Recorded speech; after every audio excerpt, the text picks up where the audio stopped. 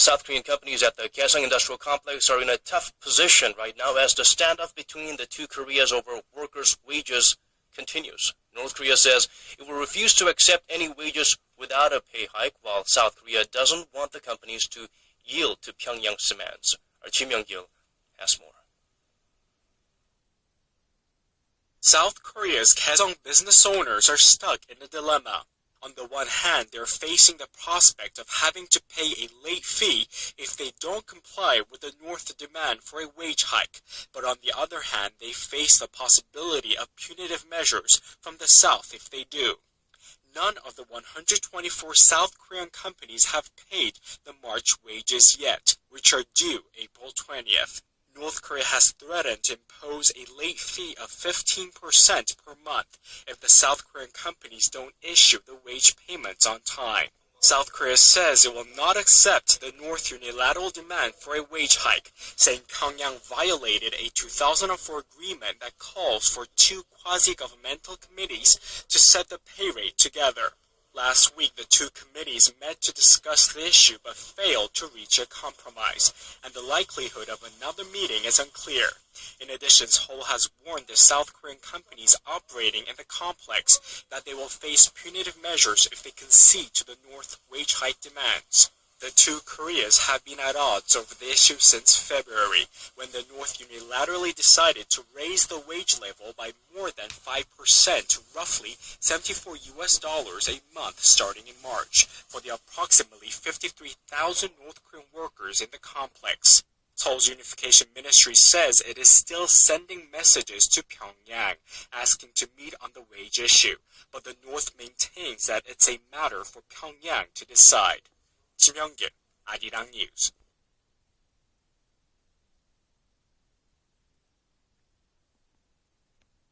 Well, welcome. I'm Daniel Che with this Sunday evening's edition of Arirang News. Let's start with the president's continued efforts outside of Korea.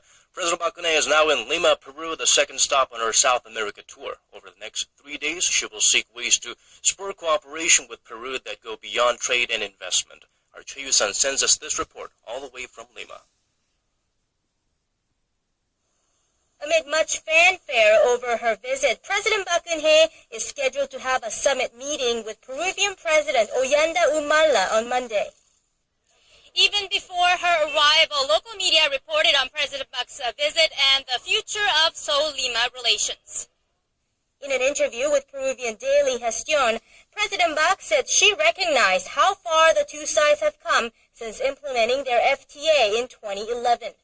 She said it's now time for Seoul and Lima to talk about cooperating on infrastructure, healthcare, and defense.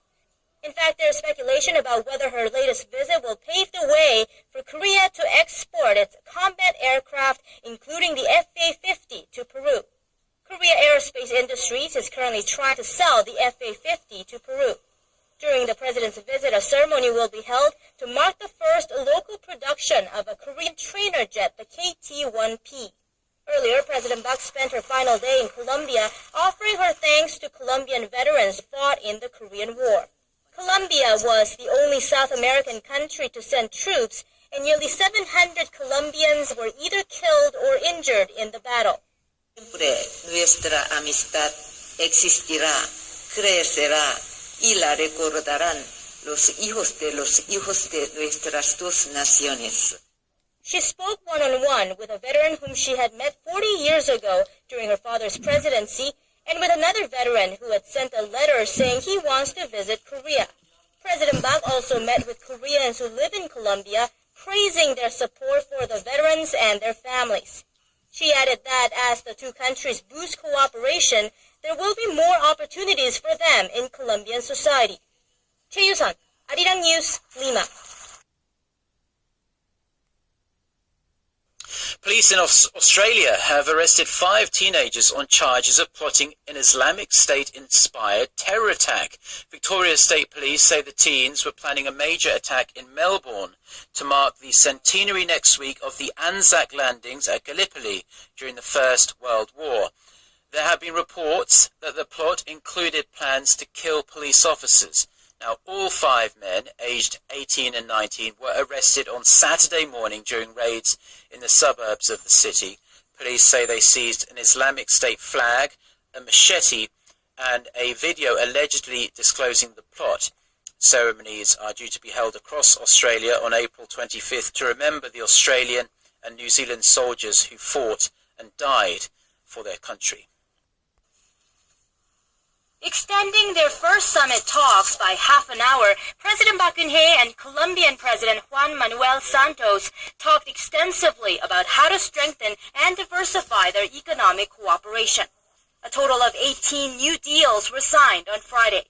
Some of the deals will systematically match up the Korea Trade Investment Promotion Agency with Korean home shopping and distribution companies, as well as the Colombian E-Commerce Association, to help Korean SMEs launch their business in South America. By sharing its e-commerce know-how and technologies, Korea expects to meet the growing demand for e-commerce in the region and increase related exports to $3 billion in 5 years.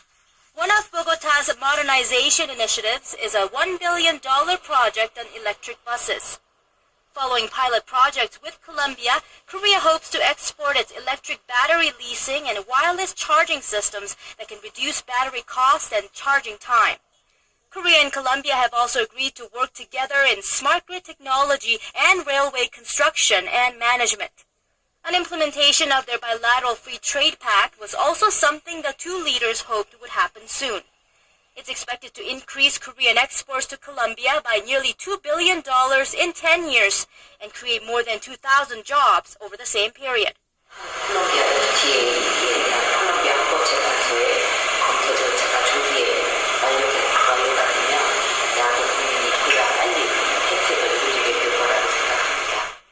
On their final day in Bogota, President Park plans to meet with Colombian veterans who fought in the Korean War. She plans to thank them for their bravery and sacrifice that laid a foundation for Korea's development. She will then depart for Peru, the second leg of her South America tour.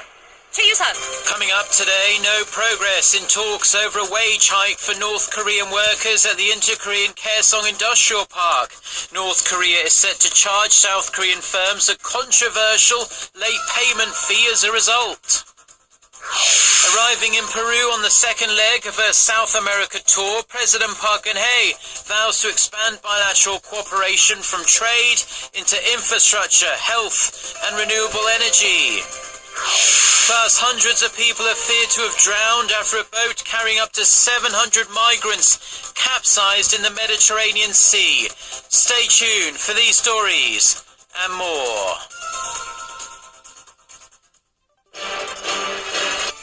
Hello to our viewers around the world. It's 6 a.m. on Monday, April 20th here in Seoul. Thanks ever so much for joining us. I'm Mark Broom. Our top story this morning, inter-Korean talks to resolve the ongoing row over raising wages for North Korean workers at their joint industrial park in the north ended in vain on Sunday.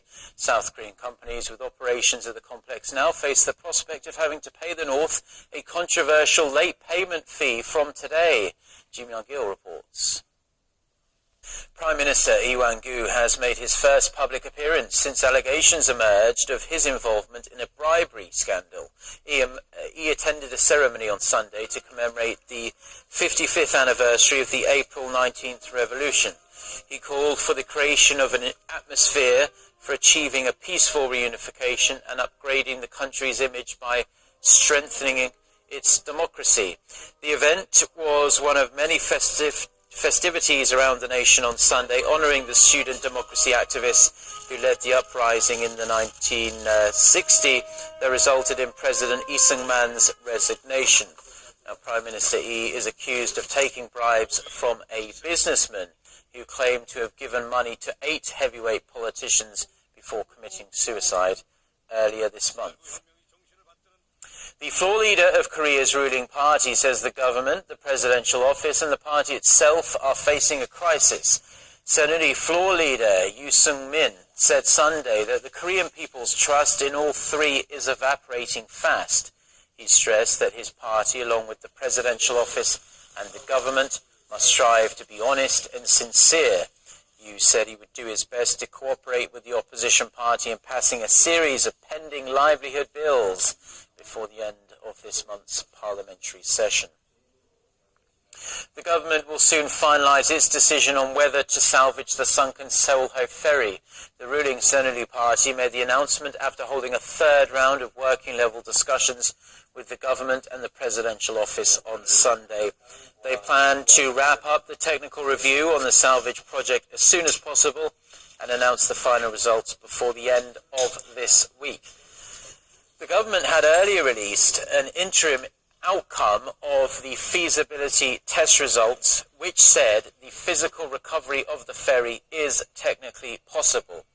Families of the victims have demanded the ferry be hoisted out of the water to determine the exact cause of the disaster and find the bodies of 9 passengers still missing. President Park Geun-hye is currently in Peru on the second stop of a 4-nation tour of South America. Over the next few days, the Korean leader will look to strengthen cooperation with Peru beyond the usual trade and investment ties. Our presidential office correspondent Choi-sun filed this report from Lima. Hundreds of migrants are feared to have died after a fishing boat packed with as many as 700 migrants capsized off the coast of Libya. The Italian Coast Guard says that so far only 28 people have been rescued and 24 bodies have been retrieved. The disaster is expected to be one of the worst seen in the Mediterranean Sea and increase the number of migrants who have died in the sea en route to Europe since the start of the year alone to more than 1,500. Italian Prime Minister Matteo Renzi says it was a European tragedy and has called for an extraordinary EU summit on the migrants issue. A shocking new video purportedly released by the group that calls itself Islamic State claims to show its militants slaughtering around 30 Ethiopian Christians in Libya. A militant speaking in the 29-minute-long video portrays Christians as crusaders out to kill Muslims. The video shows about 15 men being beheaded on a beach and another group of the same size being shot in the back of their heads in scrubland. Ethiopia says it's unable to confirm whether its citizens have been killed by the militant group, but condemned the murders as an atrocious act. The killings were similar to past violence carried out by the IS group, which has expanded its reach from Iraq and Syria to chaos-ridden Libya. Economic growth in developed countries has strengthened, but some emerging nations are being hit by weaker commodity prices and exports. That was the warning issued by the IMF during its annual spring meetings in Washington over the weekend. According to IMF member nations, policymakers should take further measures to lift actual and potential growth as the global economic recovery remains moderate and uneven. They also said, with the US poised to hike interest rates, it is essential that moves towards policy normalization are accompanied by an effective communication of changes to reduce the risk of spillovers. There were few signs of a renewed flare-up in the so-called currency wars, but China's growing economic clout with its new development bank overshadowed the talks. The Korean government is pushing to launch a kind of wage cap system as part of efforts to help young people find jobs. Finance Minister Chek Young-hwan described it as a job-sharing program designed to boost youth employment while providing older employees with job security. Under the system, the wages of older employees would be reduced when they reach a certain age. The money saved would then be used to hire more young people. According to the minister, roughly 500,000 young people enter the job market each and every year, but less than half are hired for regular positions. Che also vowed to help companies cover potential losses associated with implementing the system.